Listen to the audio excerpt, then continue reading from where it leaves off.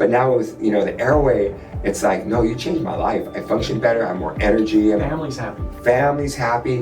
I always say, if you treat that kid in that family that's struggling, you're really healing the whole family because it's a stress on the entire family.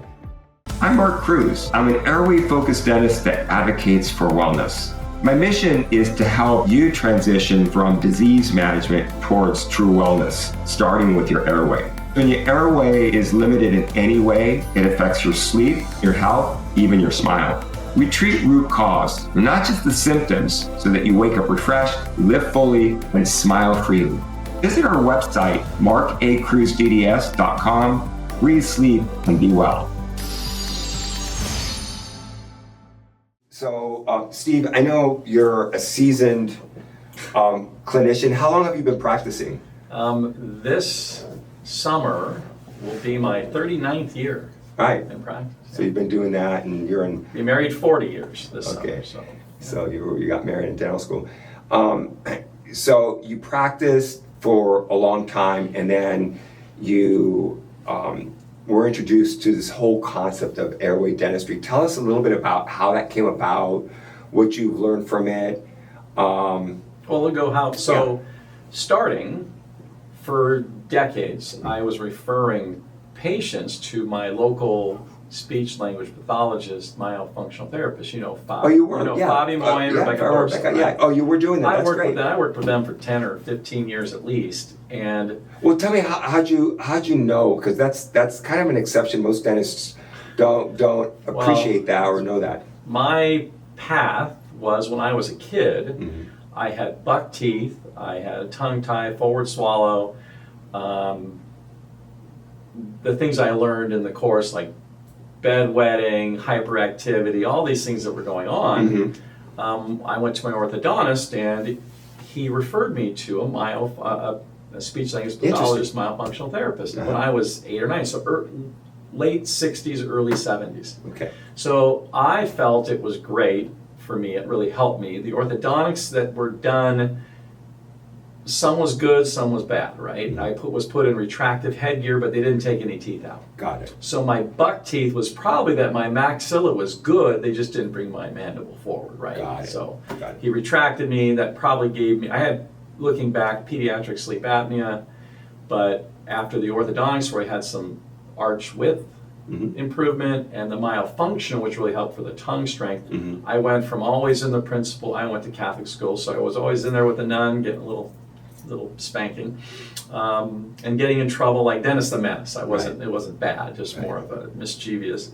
All of a sudden, 7th grade, it was like, boom, I got finished with ortho, the myofunctional, I was sleeping, I graduated with honors, high school, killed it. I mean, it was all good. So that's how I got it. I looked back and I went, myofunctional, so I'd see kids with problems, I go, I need to get you over here, because I didn't like ortho, didn't do ortho. It's like, I refer you to a speech therapist first.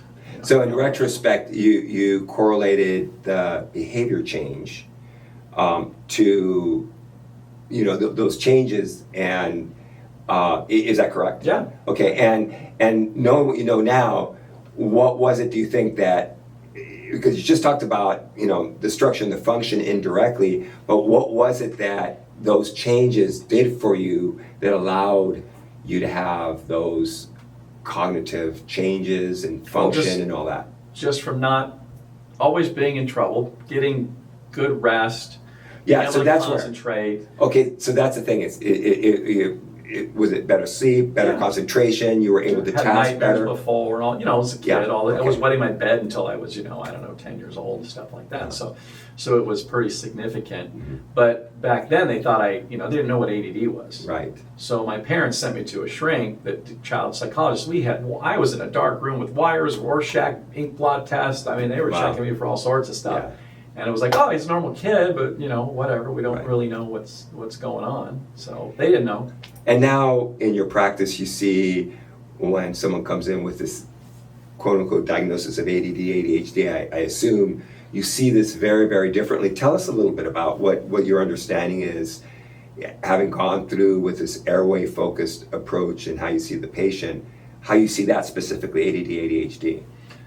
Well, I'm always thinking is this really the diagnosis, or is this one of those, we don't know what it is, but since he's hyperactive or she's hyperactive, mostly the boys, we'll give them some drugs for that. So I immediately start looking at growth and development.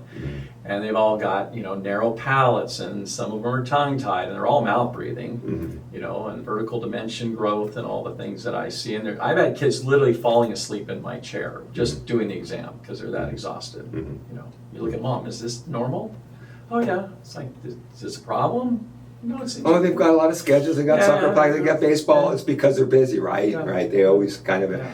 So you've treated this population. Tell us a little bit about, maybe with some specifics of outcomes that you had. Is it typical? Is it just every once in a while, or is it predictable? So I'll give you one in particular that was really it was a good relationship, or a good response, I should say, by the medical community. So Mama Bear, she ended up being get to know my wife, and through some interactions and things. And she was sharing with her what was going on with her kid. And my wife said, well, my husband does airway and looks at kids and treats stuff. You should talk to him.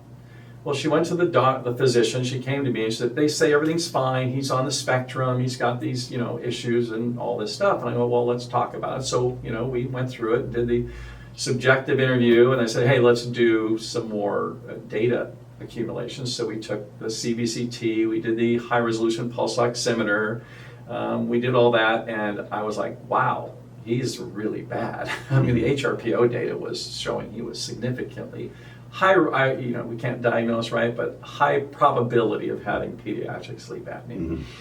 So I said, here's the report, and it's, to take to his physician. She ended up, grace of God, somehow got into a guy literally the next day down at UCI, and they did a test on him, and all of a sudden, well, this is looked at the report that I had done and said, I haven't seen this before. So they said, okay, let's do a test. So they did, actually, for his age, I was surprised, did a DICE on him, which is a drug-induced surgical endoscopy, and sleep endoscopy, and he goes, this is the worst kid I've seen. So the kid was literally put on CPAP the next day. All of a sudden, he's feeling better, great. I mean, real change. So now it's like, well, the physician called me and he said, hey, I need to get his mandible forward. I go, pretty amazing. Great, but what we need to do, it's the maxilla that's the problem here. We got to get his mid-face forward. Right. So he's like, oh, so we had a little chat. And so that's what we started with. Then we went through forward pull face mask, we did expanders, we did all the things that we needed to do. And a couple of years later, he got retested and he didn't need, the surgeon said he doesn't have sleep apnea anymore. Right. So, and now he's, playing a high level of international travel sports for a young teenager. So, it's crazy. Yeah, so it's great to see, right? Yeah. The data's there. Right, absolutely. One of the things it's added to my practice is I'm doing orthodontics, which I never wanted to do. I was restorative, fixed pros, cosmetics. Didn't want to really work on pediatrics, even though when I first got out of school, that's all I did. I worked at a children's clinic. But as you say, once you see it, you can't unsee it. So all these kids are sick and problems, and so it really added to my practice from the orthodontics. Again, great orthodontists in my neighborhood, in my area. They're fantastic. They're, so knowledgeable. I don't know if it's an area they were never taught to look at, and I think when you've been in practice for a number of years, how to change and to look at something and go, whoa, maybe I didn't treat the way I could have treated. I think that can be a little scary to look in the mirror, but they're great. They're great orthodontists. It's just they don't understand the philosophy of airway. Yeah. So I would argue that you weren't practicing orthodontics. I actually say I don't do orthodontics. Orthodontics really is more the way it's defined mostly today. The way it's practiced is like tooth movement. It's more orthopedics. Yeah. Doing craniofacial, all that stuff. So you were doing more growth guidance and that's a much better way to put it than what I was. Yeah. Right. That's just to make it, to give it for the audience a little bit of context. But the other thing is, I'm going to argue that the orthodontist is the most knowledgeable in this. In fact, when they go through their training, they go through and understand craniofacial growth and development. But what ends up happening, my experience has been, is it becomes less relevant. And instead of early intervention, they wait till there's crowding, and then now it's pretty straightforward to go ahead and straighten the teeth out. And maybe they do some expansion. Now, increasingly, more and more, they're doing expansion.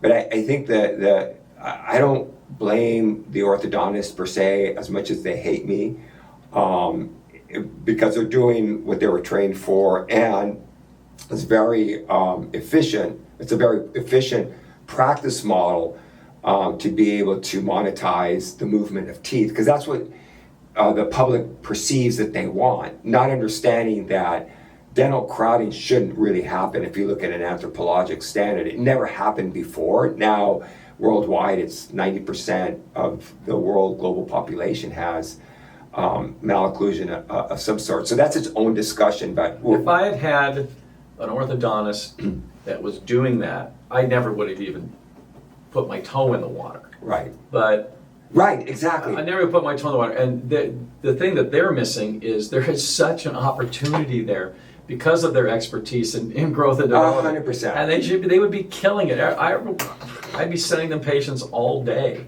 Yeah, And stuff. I could deal with the myofunctional stuff with it. I can help with some other stuff. But yeah, they could be doing this. No, I agree. And I know I'd been, years ago, I was flying up to Stanford. And it was a fly on the wall during grand rounds in their sleep program. And Kristen Guilleminault was there, and one of the ground rounds, he pulled me aside and said, "Hey, come into my office, let's talk, what are you doing?" And we started talking about, I'm a dentist, I do growth guidance, I've been very interested in this area beyond sleep, having to do more with breathing and all that, and we had a number of exchanges. In fact, he asked me, he said, "Hey, will you come back and lecture to my faculty and fellows on these topics," which I was privileged to be able to do. But he said in that conversation that it is the orthodontist that is in the best position of all of healthcare to really deal with the sleep problem, not the sleep physician. He even admitted that in sleep medicine, it's a rather primitive approach to managing. Well, they're managing it, whereas the orthodontist can cure it. Yes, exactly. Right? They get ahead of it. Exactly. But I think the problem is it's a practice model because it's more of a medical model. It's less procedurally driven. You're looking at structure, function, behavior, things that we talk about. And that's very different. You spend more time with the patient, talking to the parents, birth history, et cetera, when you're talking about kids, right?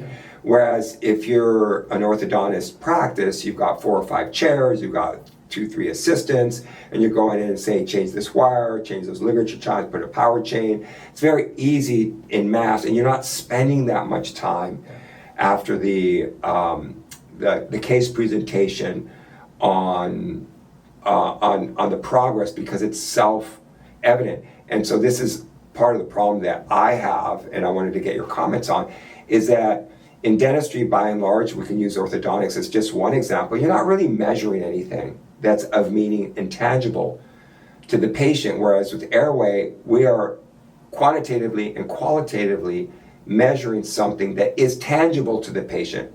And can you comment a little bit about that in your cases when you're talking to the parents and the outcome, or the patient?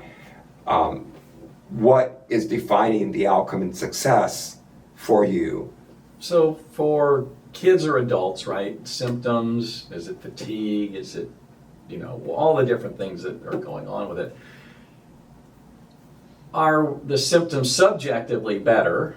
And then the objective data, whether it's the, let's say the myofunctional therapist, the lip strength, and the HRPO, and the data, is the heart rate better, the oxygen's much better, that they're sleeping. Those are the things that we look, okay, we've treated to this, now we're stable, great. We don't need to go any further, we just need to maintain it, help with muscle, help with behavioral, those type of things. So I don't know if I answered the question well. Your outcomes measures, I mean, We're measuring outcomes because, anybody can do the mechanical model. I think Right. we talked about this before. I look at it from mechanical or biological or physiological model. The mechanicals, they're straight, aren't they pretty? Yeah, right. Mom's happy, dad's happy, they're great. Well, the kids or the parent, if they're an adult, they're still not healthy. They're going, Right. I look better, but I'm still tired. yeah. So it's changed my whole approach on stuff with that. I don't even look at the teeth. I could show you cases where we've widened their jaws and the smiles are fantastic, but that's not what the goal was. Right.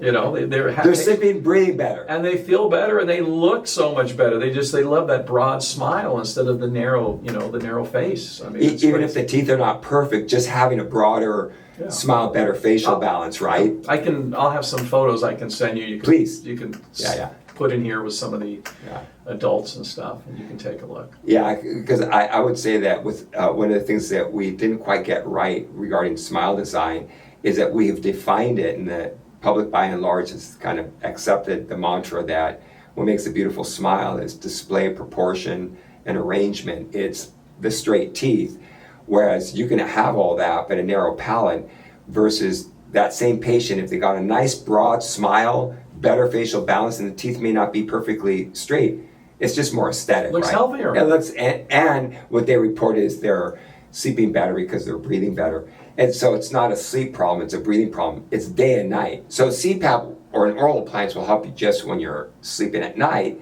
to some extent, but it's not helping you during the day. Moreover, you have to be committed for the rest of your life to doing that. It doesn't cure itself on its own, right? So, well, think about it, patients we've treated, and you take the early picture, and then you try to match up. Obviously, you're not doing filters, but you just try and match up. You go, and you just look at them and go, the eyes look better. There's more brightness. Their skin color is better, right? They just have this better look. It's not like summer. You take it at the same time of year and all that. It's amazing. Yeah, I mean that oxygen means health. Yeah, and that's all qualitative, and that's great. But I think at the end of the day, it's that quantitative data measurement with the high resolution pulse oximetry, the heart rate drops, and all those things. I'll show you. I have a case that was one of my disappointments, because I think those are always important too. Patient came in, was having very, very narrow jaw, arch palate, the whole bit. Did the HRPO, data was not good. His CBCT data was not good. Put him in a MyTap, and he allowed me to take another CBCT with the MyTap in. The size of the airway on that was night and day difference, but what was fascinating was the HRPO data. It looked literally perfect. I mean, I was like, wow. And then I asked, and we did this paperwork on the subjective stuff, and I asked the patient, how you feeling? He goes, I don't feel a difference. Go, you can see your heart's really happy here, and your brain is happy. You're getting 98% oxygen, all this, but he didn't notice the difference. How old was he? Was he 40s? 40s. 40s, which is young to be that. Did he have a sleep damaged. study? No, I didn't wouldn't go get I wanted to go for him to get a sleep study. Yeah. But and you have to document that as a dentist for sure. I don't advocate doing the oral appliances unless we call it a snore guard. What was it, MyTap?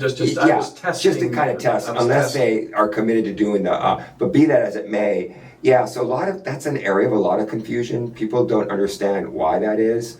And of course, we talk about that in detail in the curriculum, and the effect of chronic intermittent hypoxia, literally decades oftentimes, that destroys a number of different structures in the brain, the insula, the hippocampus, the mammillary bodies, all these things. The dorsal motor nucleus is that last relay for the autonomic nervous system, to where they're so sick that even if you fix it, they can't sense it.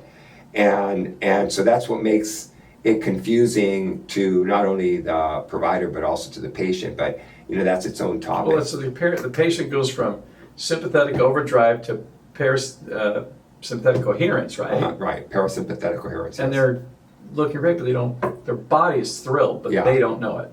Yeah, so I think when we measure it fully with our data sets, it's been rare that I've actually not seen a huge improvement, so that when I talk to the patient and they may say, oh, I didn't feel a difference. I don't really feel a difference. It's interesting, those same patients are the ones that when the dog eats their appliance or they leave it in the hotel and they lose it, they're calling in a panic saying, I can't sleep, I can't, I need it. So I think there's a little bit of that as well. But I mean, like a disconnect from, they don't want to admit there's something maybe. Well, maybe for guys more than women. Yeah, for guys, oftentimes, no, is it that big a difference? Oh, all the time. Yeah. And it's not until they come in, they come clean, and then they kind of get it. But that's, its own discussion. So tell me, what are your thoughts on commenting on the difference between, let's say, taking a weekend course on an appliance versus going through the mini residency and the difference in how you see that information? The more you know, the more you don't know. That's the best way to put it. Yeah. And so when you take you take an appliance, and I've taken appliance courses, obviously, just so I have that skill set. They focus on the technical aspect of it, right? But it's not looking at the systemic aspect of it. Whereas the course, you're putting all the pieces together. Right. It's like what's going on with the breathing, with the brain, the just reflux, your posture, tongue tie. I mean, you're really getting so much information, and it can be, overwhelming on stuff. But that's part of the fun of it, learning it. It's a challenge, right? We went through our didactic stuff in school. That's why I used to go back to the classes. I would audit them and take them again. Because you did. I remember. I every chance I got, and I did this with whoever, I would go back because one time to me is nice, but it's an exposure. Yes, you gotta, if you're committed to doing it. And I think that's what's great about these residency programs, right? I've done many residency programs throughout my career where it's taken a year or 2 years or whatever for something, and you just learn so much more because you take it, all right, let's take it back to the office, let's implement, and you don't need to implement all of it, you just got to get your feet wet and get comfortable with it. And if you're scared, or hesitant I should say, about doing it, the best thing to do is just to start doing it, right? How to eat the elephant, one bite at a time.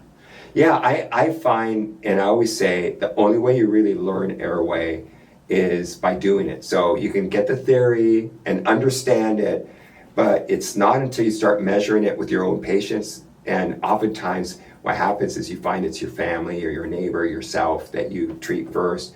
And then you go, oh my gosh, what a big difference. And then in good conscience, if you do that for your family or your friends, how could you not do it for your patients? And then you start going on, and then you come back, and now it's meaningful. I've had so many colleagues like yourself who've gone through multiple times, and they'll go through like the third time, they go, oh my gosh, your material has gotten so much better. And I'll say, it's the same exact material. just listening. You're hearing it differently. No, that's it. Because here's the problem. When you're going through data, you hear something, and while you're focusing on what that is, something goes by you, the train moves, and you don't pick it up. So that's why it takes some things. So I think in curriculum, I know you're developing a textbook, which I'm looking forward to. I mean, those are the type of things, resources-wise, that you get it. Oh yeah, let me go back and look at that. I think that's going to be vital in doing that, in making that happen. The text. I'm excited. I'm excited actually to have you help us teach it, because you've got the experience. You're a seasoned clinician, and you've got the dental part down. Before you started this, but now completely different way of how you look at that same information in a more global way. And I would say I'm having more fun practicing dentistry, and it's more fulfilling because of the outcomes where, you can do a full mouth. Because someone comes in smiling, oh, thank you so much. You change their life, and I mean, you do those full mouth rehabs, and you're proud of them, and they're technical, right? Right. I did the smile design, the veneers. Cus fossa, I got that down. Right. We're happy about it, and the patients are okay, and I paid for it, and that's fine. That's what I paid for. But now with the airway, it's like, no, you changed my life. I function better. I have more energy. Family's happy. Family's happy. I always say, if you treat that kid in that family that's struggling, you're really healing the whole family, because it's a stress on the entire family. Having a kid that is bouncing all over, and it's not their fault, right? And now they don't need the tutor, now they're accelerating. And we have a whole population like that. Our kids are sicker now than they've ever been. This is the first generation of children that will not outlive their parents for the first time. I know, isn't that crazy? Yeah. And but there's so many metrics that are not going to match up. Yeah. Right? It's education, math skills, I mean, reading, comprehension. A lot of things. You know, it's our modern environment, as they say. Yeah. But I will throw one thing in. When I started, right, and I got involved, and I'm taking all the data, I'm really doing all the stuff, but from a treatment standpoint, my confidence wasn't there yet, right? So I actually referred a number of people to you, and what was great about that is they were coming in and I could see what was going on. So I actually had a better experience with that. In fact, because I'm close enough, you know, I don't know how many miles, we're 20 miles or something, I came down and I remember I came in one day and like 3 or 4 of my patients were in your office that day. Yeah. It was like, hey, Dr. Coates. It was great. But it really helped me to be able to follow and to see what was going on. So it was kind of hands-on for me, but boy, I certainly learned a lot, seeing it done. Yeah. And that's what I like about this program is that we didn't have before is we're training it so you could treat your own patient when we're there, because I don't want to, I'm busy enough and I appreciate, helping my colleagues with it, but I want to deal with this on a public health basis, not on my own community and helping my community. This has got to be kind of a global approach. Well, no, I know that's your approach. You're trying to teach teachers. Right, exactly. And so everyone's got a different path, right? Yeah. So my confidence was at a certain level, right. So other people's may have more confidence or less confidence, It depends on a lot of factors. Maybe we'll end on this one thing. It's because you brought this up earlier. That same community that you practice in, I remember getting a call one evening from one of my good friends that was in peer review, and he said, oh, by the way, I'm not supposed to tell you this, but because we're really close friends and we've known you forever, I know who you are, you should be expecting a letter from the Dental Society. There's been a group of pediatric dentists and orthodontists and other dentists, in fact, an ENT involved, that they want to bring you to peer review. They don't believe in what you're doing. They believe that you're scaring patients, and I said to them, well, that's okay. I look forward to being at that meeting. And I remember that I was getting so many referrals from, as you say, the mama bears that were driving 20 minutes down the freeway to see me, going away from that community, that they didn't want to be treated by those orthodontists and pediatric dentists. And I wasn't asking for the referrals. They were just saying, I'm not going to accept the standard of care that I've been told. I went through it. I'm not going to have my kid through it. Didn't make sense. And what happened is I started treating them. I was measuring it, the medical metrics. It was changing the kids. And then, of course, they all talk amongst themselves. So it's getting more and more referrals. And then they finally wanted to put an end to it. And, of course, I never got the call. And at that point, it's about that point, it was 2015, 2016, the American Dental Association the white paper came out with their resolution, largely because of the work that Barry and I had done the previous several years, saying, hey, we need to start looking at this. And there's been a lot of resistance. So I think it really, the specialty of orthodontics, I have so much respect. They're usually some of the brightest people in the dental school, right? They understand physics, right? But they're missing this part of it. Again, I don't blame them. It's just really could be so much more rewarding to really treat the patient attached to the teeth than just focusing on the teeth attached to the patients. But I think that's where the thing we're missing out on, which I used to love years ago, was the collaboration between the different specialists, right? So we have the orthodontist, we have the myofunctional therapist, the general dentist, even the pediatric dentist, or even the pediatrician. So we had a team that we worked with. Well, that kind of disappeared over time. We don't have the same team. It's not integrated, and that's what Airway is integrated. You cannot do it without having your full team. In fact, I could say that I would love nothing I'm looking for. I'll say publicly, I'd love to have an orthodontist, a pediatric dentist, or a dentist that wants to be my partner, to be here to help me. Our goal is really to have this throughout the country, centers, practices like yours, that really are helping the community. Again, it's not about us, it's not about our practice, it's about why we went into healthcare, why we went into dentistry. It's really to provide a service for our community to help them be better.